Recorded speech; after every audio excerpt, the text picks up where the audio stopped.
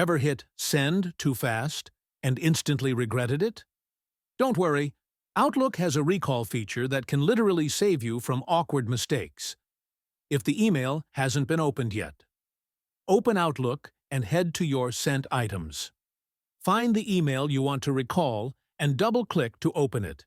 Click the three dots in the top right corner, go to Advanced Actions, then select Recall this message.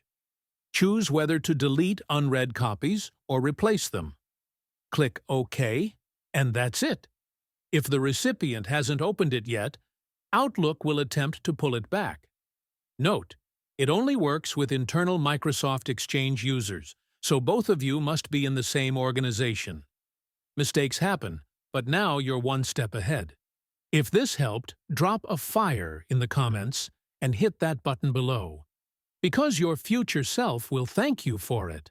Ja.